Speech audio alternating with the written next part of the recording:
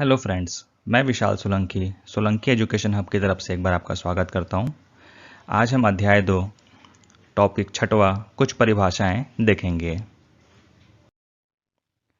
पहला है संदिग्ध अंक। तो जब कभी भी कोई मापन दिया जाता है तो मापन की यथार्थता उसके अल्पतमांक पर निर्भर करती है। जब किसी माप को किसी मापन यंत्र की यथार्थता की सीमा के अंतर्गत लिखा जाता है तो उस माप के अंतिम अंक को संदिग्ध अंक अथवा अनिश्चित अंक कहा जाता है। उदाहरण के जैसे अगर हम देखें, पहला, माना रायपुर व भिलाई के मध्य दूरी 29 किलोमीटर 122 मीटर 38 सेंटीमीटर 2 mm है, तो इस मापन में संदिग्ध अंक 2 mm होगा। वैसे ही माना कोई मापन 5.362 किलोग्राम है, तो इस मापन में संदिग्ध अंक 2 होगा। इसी प्रकार 7.639 सेकेंड में संदिग्ध अंक 9, अर्थात ये लास्ट वाला अंक जो होता है वो संदिग्ध अंक होता है। सार्थक अंक। तो किसी भौतिक राशि को यथार्थपूर्वक व्यक्त करने के लिए उपयोग में लाए गए अंकों की संख्या को सार्थक अंक कहते हैं।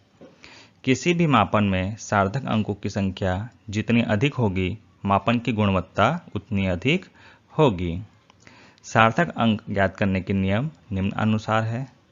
पहला है, किसी संख्या में दशमलव का स्थान परिवर्तित कर देने पर भी सार्थक अंकों की संख्या वही रहती है। जैसे 1.234 और 123.4 दोनों में सार्थक अंक की संख्या 4 है, अर्थात 1, 2, 3 और ये 4 कुल मिलाकर 4 है। वैसे ही दो अशून्य संख्या जैसे 1, 2, 3 डैश डैश के बीच के समस्त शून्य सार्थक अंक होते हैं। जैसे 3100.05 में सार्थक अंकों की संख्या 6 है। 1, 2, 3, 4, 5, 6। तीसरा है, प्रथम अशून्य संख्या के बाएं यानी लेफ्ट ओर के सभी शून्य सार्थक अंक नहीं नापे जाते, किंतु दाएं ओर अंत में आने वाले सभी शून्य सार्थक अंक माने जाते हैं। जैसे 0.007 में सार्थक अंकों की संख्या 1 है और 6.320 में सार्थक अंकों की संख्या 4 है। दशमलव रहित संख्या के दाएं और अंत में आने वाले शून्य सार्थक अंक में सम्मिलित नहीं किए जाते हैं। जैसे 6320 में सार्थक अंकों की संख्या 3 है, व इसी तरह 13200 में सार्थक अंकों की संख्या भी 3 है, क्योंकि राइट में जो भी शून्य आ रहे हैं उसे नहीं नापा जाता, सिर्फ लेफ्ट के अंकों को ही नापा जाता है। किंतु यदि दशमलव रहित संख्या माप से प्राप्त होती है तो दाईं ओर के अंत में आने वाले शून्य सार्थक अंक सम्मिलित किए जाते हैं। जैसे यदि दो स्थानों के बीच की दूरी 200 मीटर माप से प्राप्त होती है तो इसमें सार्थक अंकों की संख्या 3 होगी।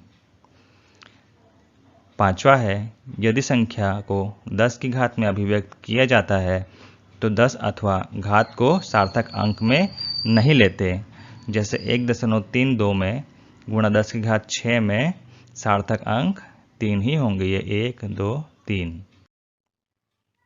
तो सार्थक अंक हम अगर देखें इसकी सारणी तो 1.234 में कितने सार्थक अंक है? 4।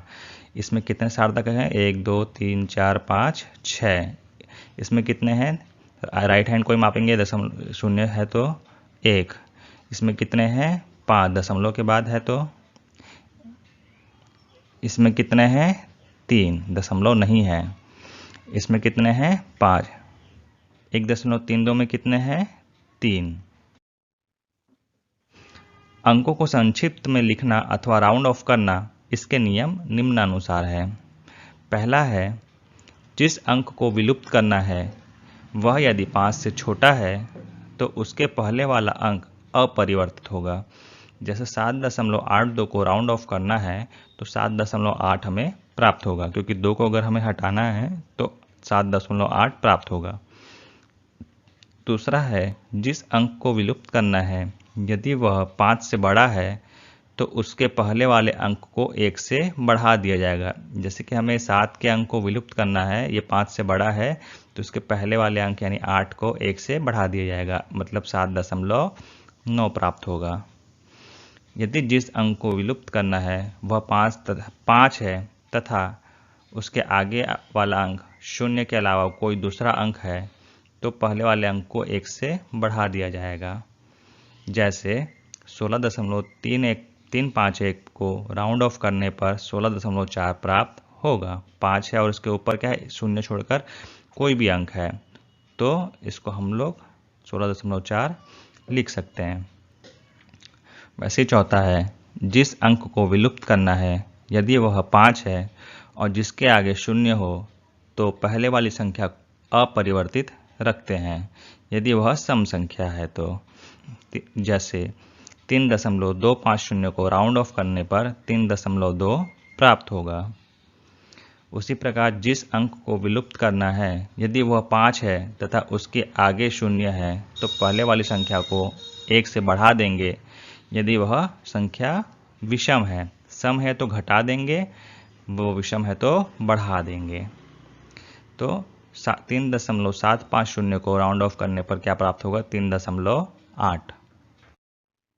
राउंड ऑफ का नियम देखें, सारणी 7.82 को हम लोग राउंड ऑफ करके कैसे लिख सकते हैं, 7.8। 7.87 को राउंड ऑफ कैसे कर सकते हैं, 7.9। 16.351 को राउंड ऑफ कैसे कर सकते हैं, 16.4। 3.250 को राउंड ऑफ कैसे कर सकते हैं, 3.2 में। 3.750 को राउंड ऑफ कैसे कर सकते हैं, 3.8 में। सार्थक अंकों के अनुसार जोड़ने अथवा घटाने का नियम निम्नानुसार है।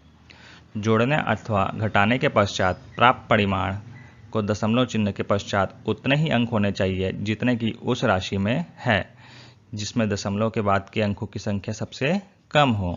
जैसे कि 392.25 धन 9.635 धन 5.8 धन 613.201 है। तो जब इसको हम जोड़ेंगे तो 1020.886 प्राप्त होगा। तो इसको राउंड ऑफ करेंगे तो कितना हो जाएगा, 1020.9।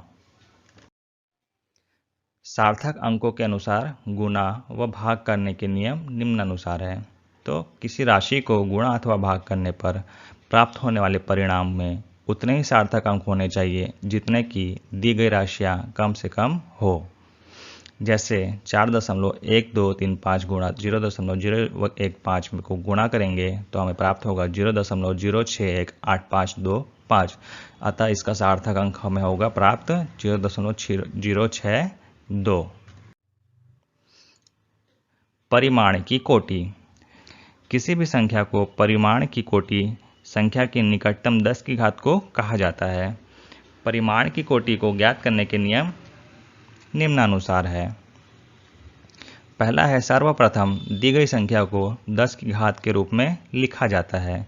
जैसे संख्या है m गुणा 10 की घात x। यहाँ m 1 से लेकर 9.99 के मध्य होनी चाहिए।